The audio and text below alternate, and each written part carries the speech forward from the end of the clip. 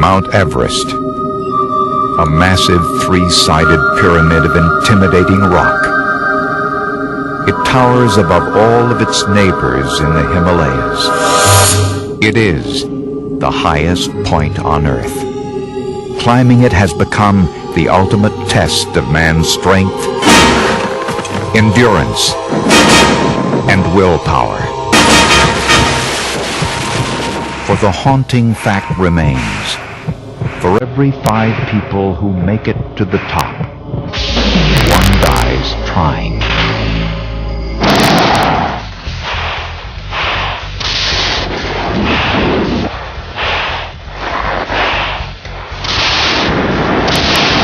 The cold that you feel is unlike cold that you feel anywhere else. The cold comes right from the core of your body.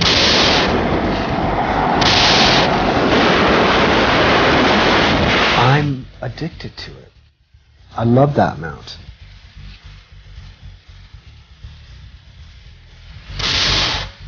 In the half hour before I staggered into camp, I would say I was over 99% absolutely certain that I was dead. Just another day on the roof of the world.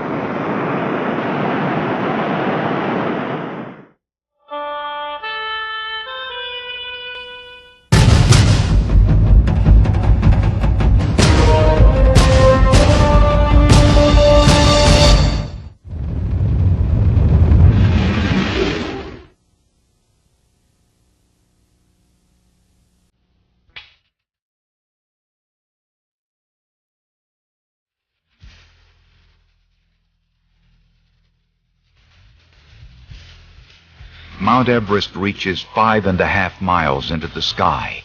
Many commercial airliners don't even fly at that extreme altitude.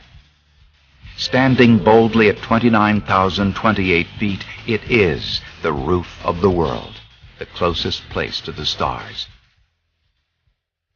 It is located right on the border of the countries of Tibet, a Chinese-occupied region which is to the north, and Nepal, which lies to its south. Ever since the first attempt to climb Mount Everest in 1921, hundreds have traveled from around the world and dared to challenge it.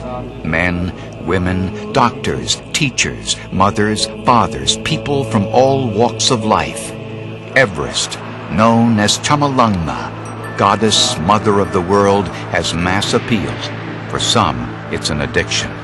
I've been there 9 times. I've spent 3 years of time standing on that mountain. It's 10% of my life. It's 20% of my adult life has been spent on that mountain. To leave it, it's a loss of identity for me. The reality is that climbing Everest is a very risky endeavor. As of mid-1997, 700 climbers had summited Everest, but not all lived to tell about it. In its history, Everest has taken 150 lives. One dies for every 5 who make it to the top. And the death bell still tolls.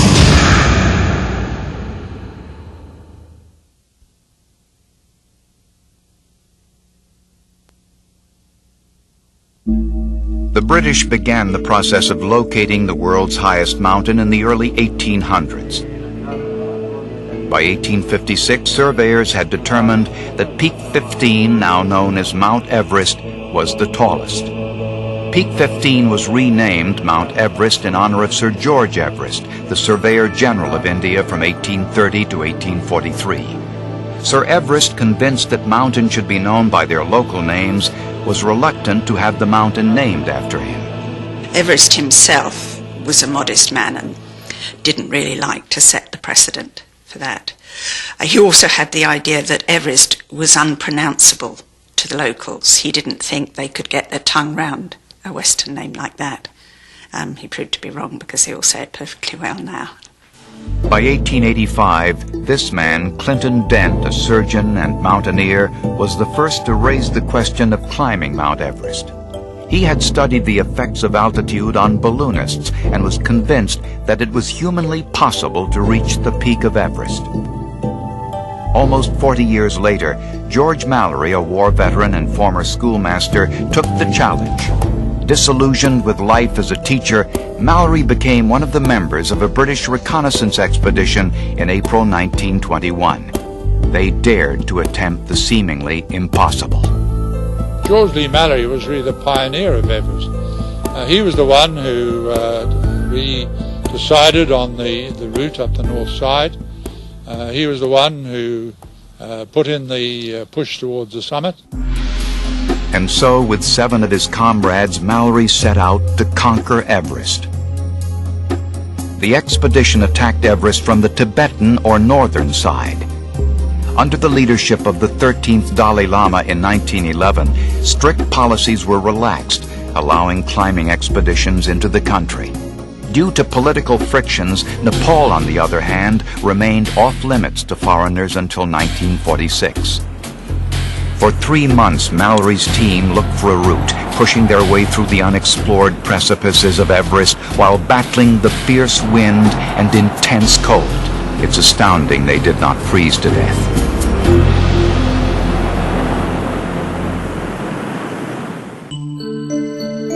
While Mallory and the rest of the expedition relied on a lot less to keep warm, they relied heavily on the help of Sherpas, the mountain people indigenous to the Everest region.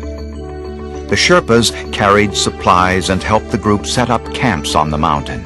They would become essential to the Everest experience. By September 24, 1921, Mallory had managed to pioneer a route to the North Col, located at about 22,000 feet. 5 days later, in a letter to his wife Ruth, Mallory wrote, "I carried the whole party on my shoulders to the end, and we were turned back in a wind in which no man could live an hour. As it is, we have established the way to the summit for anyone who cares to try the highest adventure."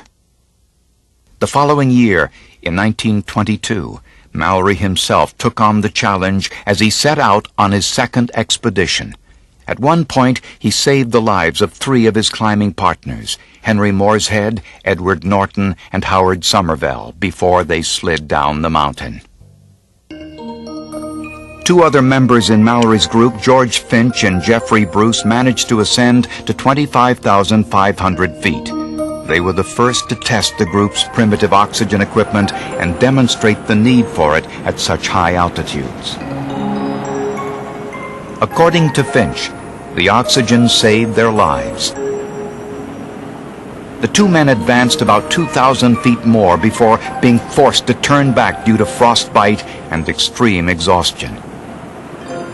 Nevertheless, they had reached a record height of 27,300 feet. Mallory was relentless in his pursuit of Everest. When asked why he climbed it, he simply said, "Because it is there." But Mallory was not to triumph this time around. Then in 1924, Mallory went on his 3rd expedition. During this trek, the group made 3 different summit attempts. This picture shows the second attempt by Edward Norton. 2 years earlier, Norton had almost plummeted to his death. Now he had climbed to 28,000 feet, just 1,000 feet shy of the summit. Then Mallory, along with his partner Andrew Irvin, assaulted Chomolungma in the final and 3rd attempt. On June 8th, the 2 were seen by fellow climber Noel Odell, who took this photo, the last one of them alive. Odell said they vanished behind some passing clouds. All we really know is that Noel Odell believes he saw them at a height of 27,000 feet, still making their way upward. And later on, an ice axe was found, one of their ice axes, which could not have fallen from much over 27,000 feet. So the only real evidence we have is that they probably had reached 27,000 feet. What happened beyond that, I don't think anyone will ever know. What is certain is that George Mallory's name will forever be linked with Mount Everest.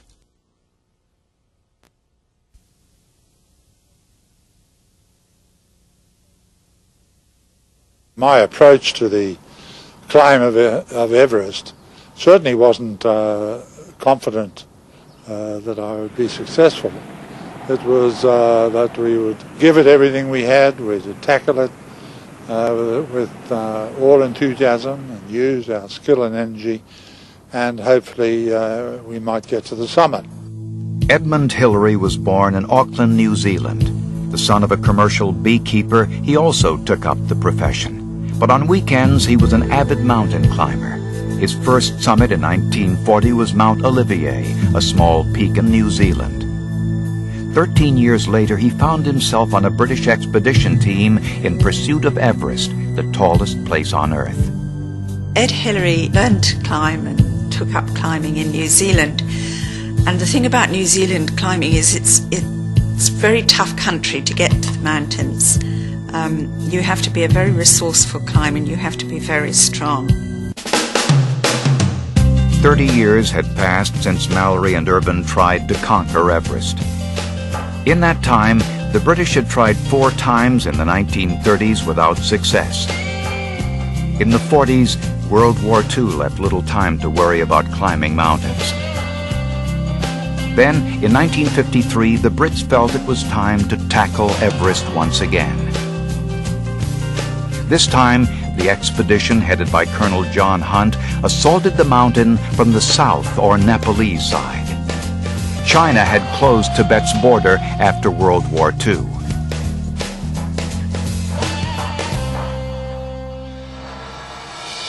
Before leaving for Nepal, extensive preparations had to be made. Scientists tested and retested oxygen equipment, researched materials for clothing, and designed the warmest footwear.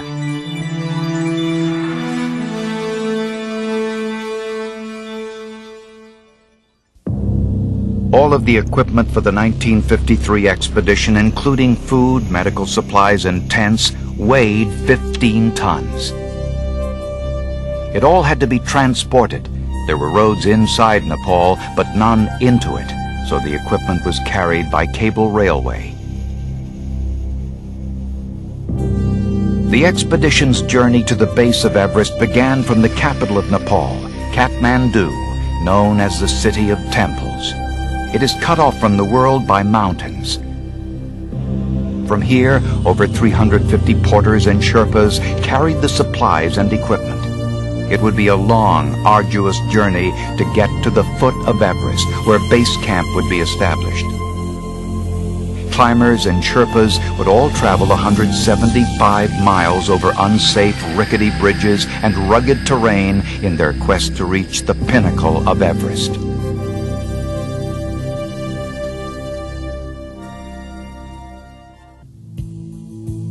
Breathing would become difficult. Hillary and the others practiced with their oxygen equipment. Kathmandu, where they had started, was situated 4,000 feet above sea level.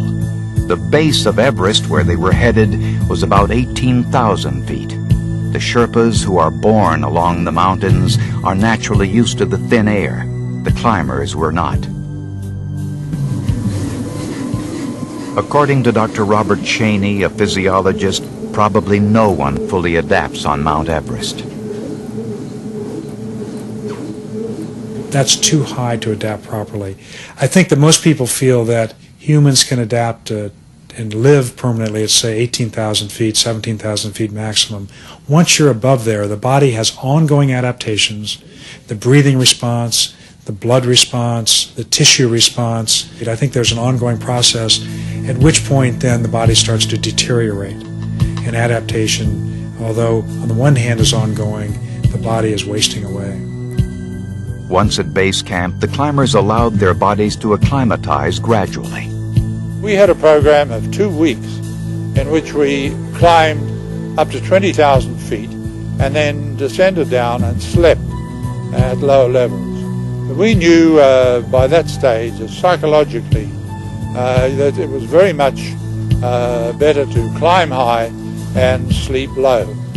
So after that 2 weeks, I was pretty well acclimatized. The life of a mountaineer on Everest is an up and down process. They must set up campsites every couple of thousand feet and retreat to lower altitudes to allow the body to recover. Some describe the process as building a pyramid. Your lower camps are established with more tents and supplies, and then as you work your way up, the higher camps are smaller and not as well established. So as you go higher, you're obviously, when you go into high camp, you're just taking the bare minimum. Ultimately, Hillary's expedition would set up 9 campsites along the southern route. Base camp would be at the foot of Kumbo Icefall at 17,900 feet. Camp 2 would be set up almost 2,000 feet later, and Camp 3 at the top of the icefall would rest at 20,200 feet. Camp 4 would be situated in the area known as the Western Coombe, and then Camps 5 through 7 would be interspersed about 1,000 feet apart. Then, at 26,000 feet came Camp 8, and the final Camp 9 would rest at 27,900 feet. The first obstacle for Hillary and his teammates to overcome was the ominous and threatening Kumbo Icefall. Over the years, it has become the most dangerous feature of Everest.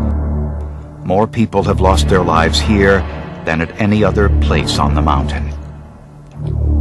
Basically, it's a glacier that we've measured it to move 4 or 5 feet a day. It's huge towers of ice that have all broken up. It's a glacier that has reached a steep area, breaks up, and leaves towers of ice everywhere, 60, 80, 100 feet tall. And these towers are moving downhill and collapsing all the time and forming new crevasses, and crevasses open and close. As they plowed their way through the treacherous icefall, they adjusted ropes for climbing, secured logs to cross the monstrous crevasses, and got ladders ready. Meanwhile, the Sherpas carried loads up the route. It took them nearly 3 weeks to pave the way for the rest of the expedition and find a location for Camp 3. Beyond the Kumbo Icefall loomed the Western Coombe, which Mallory had named, and the Lodesea Face. Navigating through these sections in the snow, ice, and hurricane winds proved to be almost as grueling and painstaking as their trek through the icefall. Camps 4 through 7 were installed in these regions. The higher up they went, the harder it was to breathe, although Hillary handled the altitudes better than his fellow climbers. I found that whereas a lot of other people, when they were climbing at these high altitudes, would pant and puff like crazy and would frequently have to stop to get their breath back, I seem to be able to just keep going steadily along without those problems. Reaching the South Col, situated at approximately 26,000 feet, was a turning point for the expedition. This was their site for Camp 8. They were now ready to attack the summit.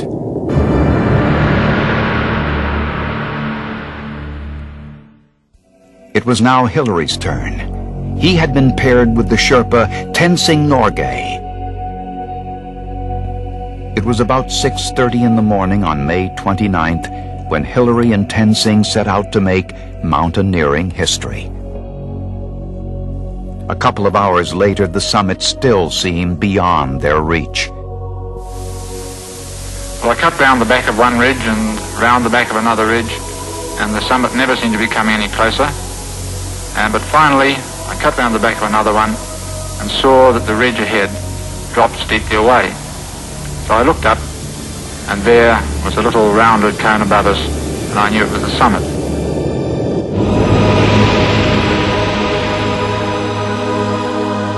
Just before noon, Hillary and Tenzing reached the highest point on Earth, a feat that had eluded mankind for over 30 years. Tenzing stood triumphantly as Hillary snapped his picture. The main thing I felt was to get a shot of him on top and then to take photographs down all the leading ridges of the mountain to show absolutely for certain that we got there. I suppose it would have been nice in retrospect to have had a picture of me on top, but I certainly didn't worry about it at the time.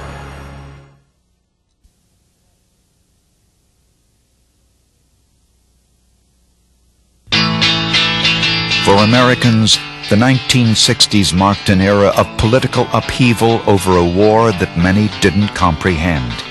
It was the age of rock and roll, a time of national mourning over the loss of a president, an age of adventurism as the American space program tinkered with the possibility of the first man on the moon. But before Neil Armstrong and Buzz Aldrin, there was another group of Americans who shared in the spirit of adventure. They set out to reach the top of the world, not in a rocket, but by foot. I think that our climb is certainly one of the historical moments in Everest history. It wasn't planned that way. We were just there for the adventure and a good challenge. It's taken on a place in the evolution of high mountaineering. Dr. Thomas Hornbein was one of 20 members that made up the American team that wished to reach the highest point on Earth in 1963. The expedition headed by Norman Deerenfurth had lofty aspirations. They wanted to assault Everest not by one, but two different routes. One was to reach the summit using the South Col route, which Hillary successfully used. The other was to find a new route via the unknown West Ridge and descend from the South Col, making it the first traverse of Everest. Hornbein, a physician, was dedicated to pursuing Everest from the unexplored West Ridge. The possibility, small though it might be, of being able to reach the summit by this unknown, over this unknown terrain, was, I think, what captivated us. Originally, the plan had called for the climbers to reach the summit via the South Col and then descend via the unexplored West Ridge. But Hornbein and fellow climbers Willie Unsold and Dick Emerson were opposed to the idea. We thought it might be suicide to get to the top of Everest and then plunge down an unknown way with no support system below. Didn't seem too appetizing. So several of us came up with the idea that maybe we could climb up the West Ridge and then traverse down the regular way, which really was the fantasy. The group departed from Kathmandu in February and immediately suffered a series of setbacks.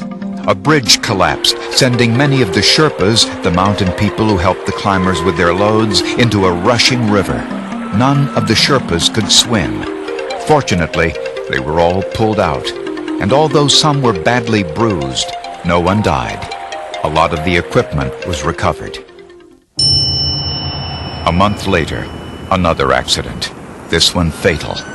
Trying to secure a route through the notorious Khumbu icefall, team member Jake Breitenbach was swallowed by an avalanche.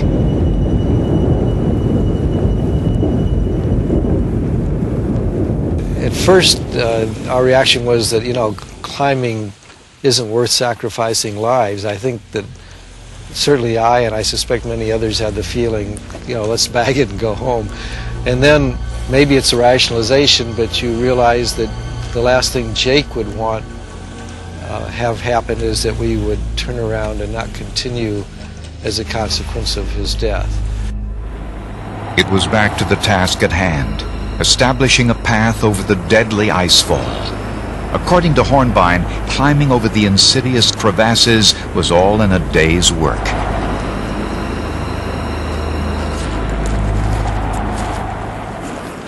Attacking Everest from two different routes was an exciting and historic proposition. Yet, in a way, it divided the expedition into two separate camps, the South Col team and the West Ridge team.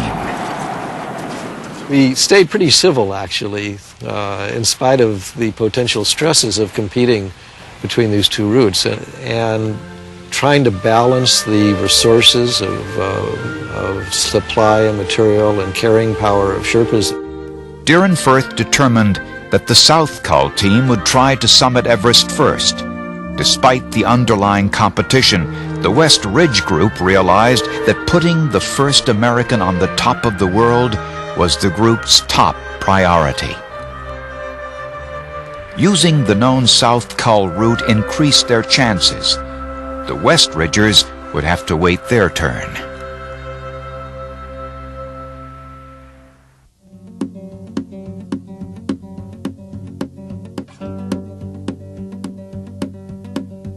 By the end of April, Jim Whittaker and Sherpa Nawangambu of the South Cull Group were ready to make their push towards the summit. Finally, on April 30th, Jim Whittaker and Sherpa Nawangambu reached Camp 6 at 27,500 feet. Whittaker radioed base camp. Everything's fine. We're up here at 6. We're fine. We're leaving for the summit tomorrow. Wish us luck. This is Camp 6. The next day, May 1st, Whittaker and Nawangambu set out to conquer Everest. At 1 p.m., the summit was theirs. Whittaker triumphantly planted the American flag and took a picture of Nawangambu. Willie and I happened to be down at base camp at the time that Jim summited, and we were really anxious because we knew that our opportunity to go back up and have at the West Ridge was very dependent on a successful ascent. And so we were elated when Jim and Nawangambu came down and they had pulled it off, because now it meant that it was our turn. Hornbein and Unsold trudged through a massive gully, now known as the Hornbein Couloir, which cut through the yellow band. At one point, they had climbed 400 feet in 4 hours. It was exasperatingly slow progress. But they had gone too far to turn back. Several hours later, they reached the summit. There to greet them was the American flag Whittaker had left 3 weeks before. It was May 22nd. Having descended the South Cull, Hornbein and Unsold had completed the first traverse of Everest.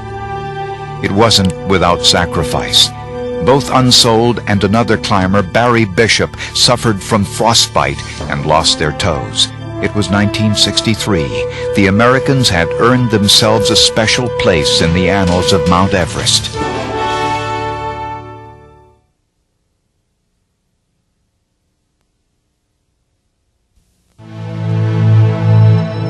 Before 1978, all climbers who had crested Everest had done it with the aid of supplemental oxygen. Then came Italian Reinhold Messner and his Austrian partner Peter Habler. They were determined to climb without it. For them, it would strictly be man against the mountain.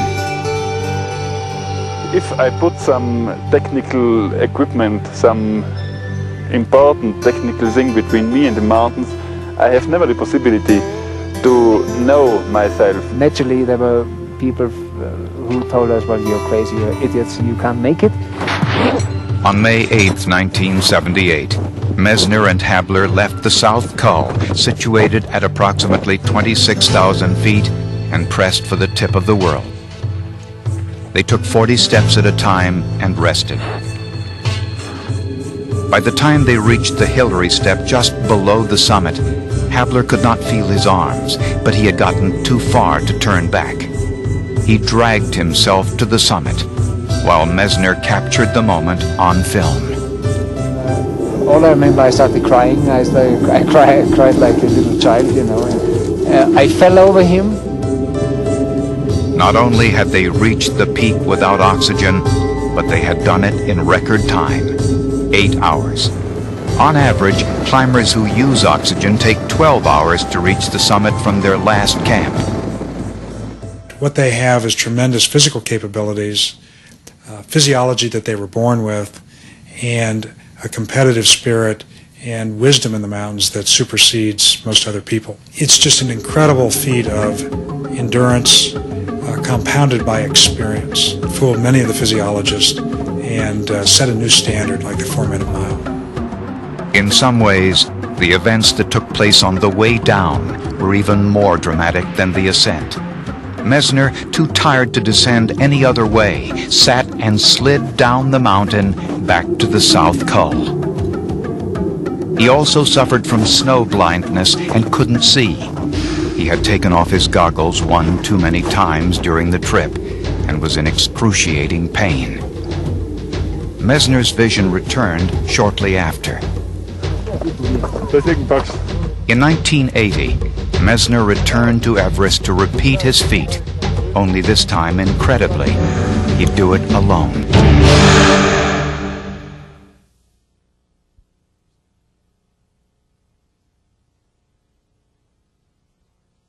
In 1975, Junko Tabei, a 35-year-old mother from Japan, became the first woman and 39th person to summit Mount Everest. Less than a decade later, in 1982, Marty Hoey wanted to become the first American woman to succeed. I hope to be the first American female to climb Everest. I hope that I'm strong enough to even have the chance, and when it presents itself, I will hopefully be ready. It didn't take long for Marty to become passionate about climbing. She became a guide, leading climbers to the top of Mount Rainier, which stands at over 14,000 feet, half as tall as Mount Everest. 10 years after she had started as a cabin girl, she was considered one of the foremost climbers in the United States. Although she complained about how demanding the work was, she told her mother she wouldn't have it any other way. Every time she went on an expedition, she said, she'd come home and say, I don't know why I do this. It's killing me. I'm so sore, and I hurt, and it's cold, and I really don't know why I do it. But when there was a chance, she went again. Marty's biggest opportunity came in 1982 when her boss, Lou Whitaker, asked her to join an expedition climbing Mount Everest. It was her chance to become the first American woman to do it. I think it's the challenge of it. You're continually putting yourself in a situation where you maybe have to call on, a lot of other qualities that you can't read about in books, and that you can't go to school for, that you can't really train for. You're dealing with very basic things. It's one foot in front of the other, and you either are capable of doing that or you aren't. I think that if I am physically and mentally prepared, that I'll have a chance. The team approached Everest from the north side via an untested route. The trip to base camp started out from Lhasa, the capital of Tibet.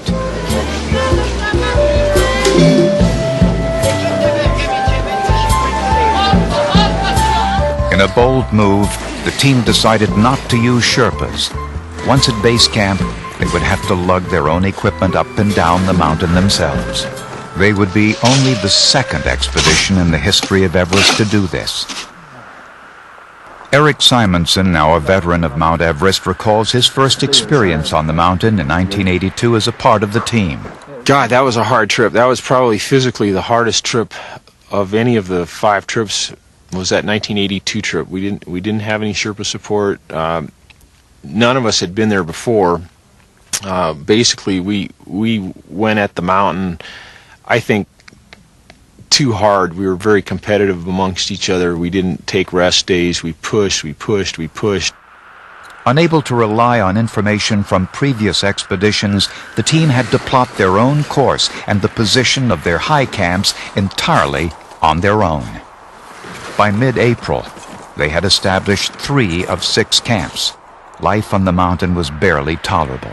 At exceptional altitude, the cold that you feel is unlike cold that you feel anywhere else. The cold comes right from the core of your body. You just can't move fast enough to work up a head of steam, so you're wearing all these clothes, but you're climbing so slowly that you're not generating any warmth. Finally, the 6th camp was in place. The push for the summit was on. Marty was on her way to becoming the first American woman on Everest. Marty was a member of the first summit team on that trip. Her and Wickwire and Nielsen and Dave Mayer were pushing to get into the high camp at over 26,000 in the Great Couloir. Functioning at this altitude is really rough. Thinking is foggy. You're so cold, You can't even feel your fingers or toes. At one point, the climbers ahead of Marty and Jim Wickwire needed more rope to secure the route to Camp 6. We discussed who would take it up, and Marty said, well, you probably go faster and they need it right away. Why don't you take the rope up? And I had my pack off, and the pack was also attached to the fixed rope. And in order to get my pack on, I had to unclip it. And just as I was beginning to move to put my pack on, Marty said, let me get out of your way. And she stepped to one side. It proved to be a fatal step. This is the last footage of Marty alive. I heard this pinging sound and looked up and could see that she was falling backwards down the slope. I could only watch in horror as she slid at an ever-increasing rate of speed down the 45-degree slope. And about 2,000 feet down is an enormous ice cliff. Although I could not see her go over that ice cliff, I was certain that she did with the speed she was traveling. Marty's waist harness apparently failed, because it had been buckled incorrectly, which is just a example of how a very competent climber can make a small mistake, which wrong time, wrong place. The only evidence that Marty was ever on the mountain was her harness, which came off when she fell. After Marty's death, several climbers, including Eric Simonson, continued with their quest to the summit. In the end, no one made it to the top in 1982. You spend 3 months of your life, travel halfway around the world, play havoc with your health, lose maybe one of the best friends you've ever had, and you can't help eventually but sit down at some time and contemplate, was it worth it? Would I do it again? I guess most people would just plumb say you're crazy. I think all of us would do it again, without much hesitation at all. The price was a big one to pay, but anybody that's had the opportunity to climb in a range like the Himalaya has got an idea what I'm talking about when I say there's just nothing like being up there. I know Marty'd come back if she had the opportunity. Marty's mother knows this is true, and she's finally at peace with Marty's death. About 2 or 3 years ago, I had this dream. Woke up knowing it was, still remembering it. It was she walking into a village in Tibet, smiling, laughing, having a wonderful time. And I thought, that's it. It's over. She's okay.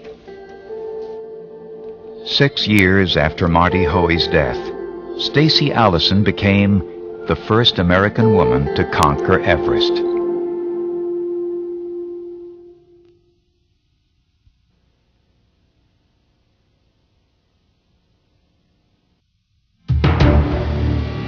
By the 1990s, reaching the top of the world had become big business. People paid $65,000 and up to buy a spot on a commercial expedition. It was the going price to become a client or customer and experience the ultimate adventure. Some have harsh criticism over the commercialization of Everest. Instead of you having a team which is experienced and strongly motivated, you have a couple of good climbers who are conducting a bunch of no-hopers, really, who have no or little or no experience, but just want to be able to stand on top and go home and boast about it. But who is to say who is qualified? I guess qualified is the key word there, and according to whom? What qualifies you? The ability to write a check? the ability to do the physical effort. I mean, who's the judge of that? Guide Eric Simonson has been climbing for over 25 years. In 1982, he made an unsuccessful bid to summit Everest. 5 years later, he suffered a stroke on the mountain, which left the right side of his body numb for 2 years. Even so, he returned to Everest in 1991 to guide one of the earliest commercial expeditions. 10 members of his team made it to the summit, including himself.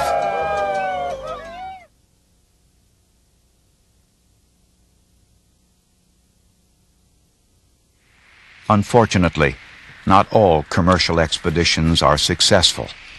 Probably the most tragic and infamous chapter in Everest history occurred in the spring of 1996.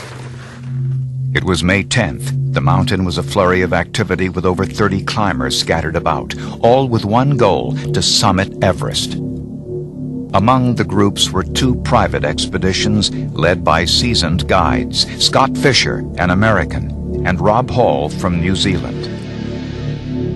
The climbers in their groups included journalist John Krakauer, postal employee Doug Hansen, socialite Sandy Hill Pittman, and physician Beck Weathers. Weeks earlier, all the climbers had safely navigated some of the most treacherous stretches of Everest, including the Khumbu Icefall, where Scott Fisher paused long enough to have his picture taken. Now the groups were in the home stretch. There was no reason to suspect danger on that day in May. The sky was blue, the route in good condition. There were, however, some delays. With so many climbers on the mountain, there was a bottleneck at the Hillary Step. As the climbers waited, Scott Fisher snapped this picture. It was about 2 p.m. Wispy clouds were starting to roll in. Within 2 hours, another picture from Fisher's camera reveals a dark sky. Soon after, a raging blizzard hit that became a whiteout with visibility of only about 2 feet. A small group, including Sandy Pittman and Beck Weathers, were blown off course. Exhausted and confused, they huddled together in darkness while 50-mile-per-hour winds battered their bodies. Ironically, they were but 600 feet away from camp. Although several of the climbers with Beck Weathers were eventually rescued, he was left for dead on the mountain. But in a miraculous show of strength and the sheer will to live, Weathers refused to give up. Todd Burleson, who participated in the rescue effort, recalls the moment he was standing in camp and a ghostly figure came staggering toward him. I just couldn't believe what I saw. This man had no face. His face was completely black, solid black from here to here, like he had a crust over him. And his jacket was unzipped down to his waist, full of snow. His arm was bare. There was just bare skin. His jacket had been pulled up to here, and his arm was frozen over his head. We could not lower his arms. He had to walk with his arm frozen like this. And it was just, it looked like marble, white stone. It was just, there was no blood in it. In the half hour before I staggered into camp, I would say I was over 99% absolutely certain that I was dead. I was still walking, and I knew I had an hour, maybe an hour and a half, if I were really strong, before I gave out and my knees just wouldn't go anymore.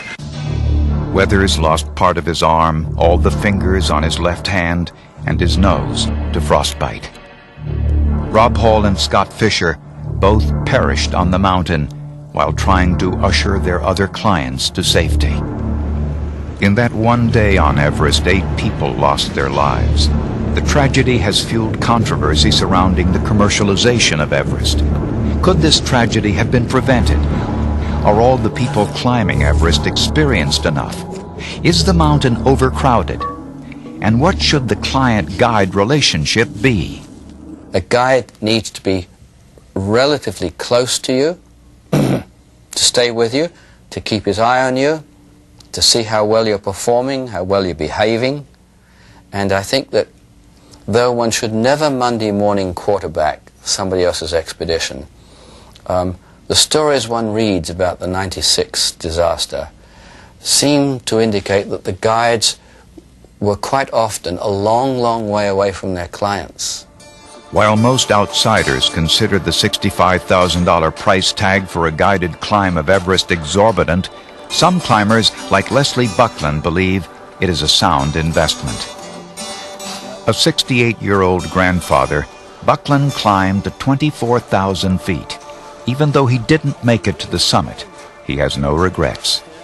Disappointment is what happens when someone promises you something and they don't deliver. I was never promised the summit of Everest. I wanted to be on that mountain and get as high as I could and come down alive for my darling Barbara, for my children, and for all the other mountains around the world. It doesn't seem like man's desire to reach the highest point on Earth will diminish anytime soon. The thrill of adventure and conquest is embedded in our culture. Years of exploration has just made it easier to get there. It was inevitable that what is happening on Everest would happen. And pragmatically, their guiding on Everest will continue. It will not be a wilderness experience anymore. There appears to be no end to the controversy. But the fact remains, ever since man has first shown a willingness to climb Everest, he has also shown a willingness to die in the attempt. That truth is reflected in the stories of Mallory, Hoey, Fisher, Hall, and the more than 150 people who have died on the mountain. And as Everest continues to call out to the fearless adventurers among us, still more will pay the ultimate price on their way to the roof of the world.